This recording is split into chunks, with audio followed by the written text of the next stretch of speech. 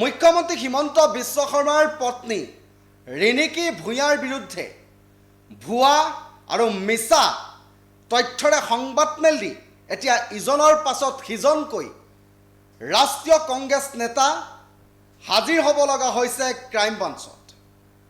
মুখ্যমন্ত্ৰীৰ পত্নী ৰিণিকী ভূঞা শৰ্মাৰ বিৰুদ্ধে তিনিখনকৈ বিদেশী ৰাষ্ট্ৰত পাছপৰ্ট থকা বুলি এক সংবাদমেল দিছিল নিৰ্বাচনৰ প্ৰাক্ষণত। নিৰ্বাচনৰ পূৰ্বে সংবাদমেল দি কংগ্ৰেছে কেইবাটাও বিস্ফোৰক মন্তব্য কৰিছিল মুখ্যমন্ত্ৰী হিমন্ত বিশ্ব শৰ্মাৰ পত্নী ৰিণিকী ভূঞাৰ বিৰুদ্ধে।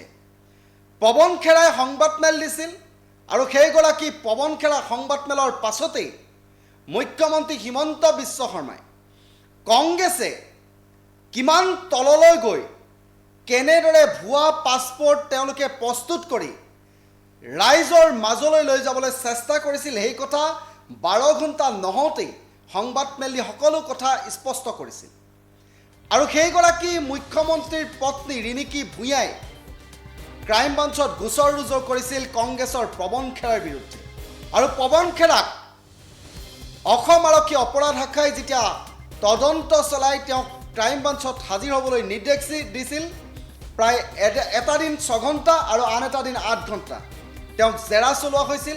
আৰু সেই জেৰাত পৱন খেৰাই নাম ল'লে ৰণদীপ সিং সূৰ্যৱালা।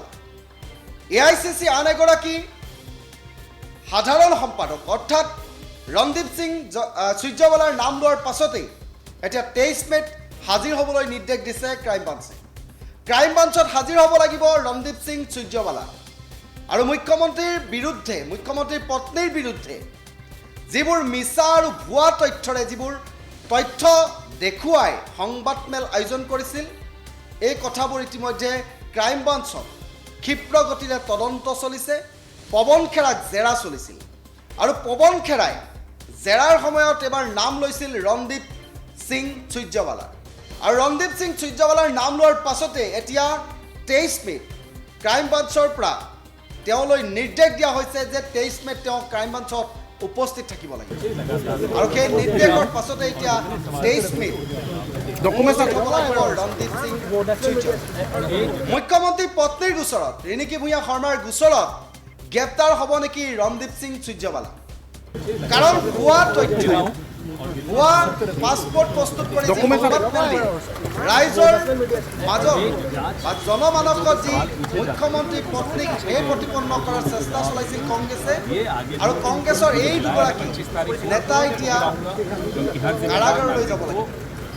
মুখ্যমন্ত্ৰী পত্নী গোচৰত ভুৱা তথ্য, ভুৱা নথিপত্ৰ প্ৰস্তুতৰ নামত, বিদেশী পাছপৰ্ট প্ৰস্তুতৰ নামত তেওঁলোক এতিয়া জেললৈ যাব লাগিব নেকি? আৰু কোন আহিব পাৰে? ইতিমধ্যে ক্ৰাইম ব্ৰাঞ্চত পৱন খেৰাই যি জেৰা সন্মুখীন হৈছিল আৰু জেৰাত নাম লৈছিল ৰণদীপ সিং সূৰ্যৱালাই সমগ্ৰ তথ্য, সেই সংবাদমেলৰ যিবোৰ তথ্য আছিল সেই তথ্যসমূহৰ যিবোৰ নথিপত্ৰ আছিল সেইখিনি তেওঁক যোগান ধৰা বুলি ইতিমধ্যে তেওঁ মন্তব্য কৰাৰ পাছতেই তেওঁক ইতিমধ্যে 23 মেত ৰণদীপ সিং সূৰ্যৱালাক ক্ৰাইম ব্ৰাঞ্চত উপস্থিত হ'বলৈ নিৰ্দেশ দিছে। ঠিক একেদৰে 25 মেত পৱন খেৰা পুনৰ জেৰাৰ সন্মুখীন হ'ব ক্ৰাইম ব্ৰাঞ্চৰ।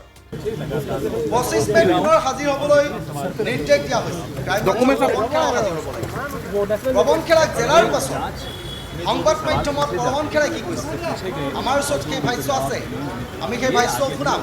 কিন্তু কংগ্ৰেছৰ কুকীৰ্তি, কংগ্ৰেছ ইমান তললৈ গৈ সংবাদমেল কেনেদৰে দিছিল এই কথাবোৰ ইতিমধ্যে ৰাইজে বিচাৰ কৰিছে। ৰাইজে গম পাইছে যে কংগ্ৰেছে ৰাজনীতিৰ নামত কিমান তললৈ যাব পাৰে। আৰু এই ভুৱা পাছপৰ্ট আৰু ভুৱা নথিপত্ৰ প্ৰস্তুতৰ নামত এতিয়া মুখ্যমন্ত্ৰীৰ পত্নী ৰিণিকী ভূঞা গোচৰত জেললৈ যাব লাগিব নেকি কংগ্ৰেছৰ কেইবাগৰাকীও জ্যেষ্ঠ নেতা? পৱন খেৰাই কি কৈছিল? আমি কিছু সংবাদ মাধ্যমত যি মন্তব্য দিছিল, পৱন খেৰাই ক্ৰাইম ব্ৰাঞ্চৰ জেৰাৰ পাছত, ক্ৰাইম ব্ৰাঞ্চৰ তদন্তকাৰী যিটো দল আছিলে সেই দলৰ জেৰাৰ পাছত কি মন্তব্য जो भी सवाल किए जाते हैं पूछे गए और जो उनको जवाब देने उन्होंने ये आगे भी मुझे बुलाया है 25 तारीख को फिर आऊँगा, क्योंकि हर जिम्मेदार नागरिक को जांच में सहयोग देना चाहिए।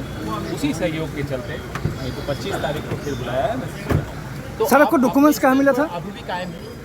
अब मैं इस पर कोई टिप्पणी नहीं करूंगा।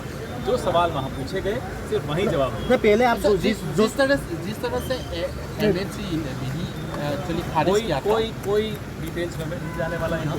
जो सवाल मेरे से कार्यालय में पूछे वहाँ मैंने कहा। आप पहले का स्टैंड में ही अभी है कि नहीं? मैं आपको फिर से दोहरा रहा हूँ, जो सवाल मुझसे अंदर पूछे गए उसका जवाब मैंने अंदर दिया। मतलब इसका बाद 25 तारीख को आप जी, मुझे बुलाया गया है। मतलब इसका बाद ऐसा भी हुआ कि आपका जो डॉक्यूमेंट्स आपने दिखाया था सब फेक था? मैं कोई इस पे चर्चा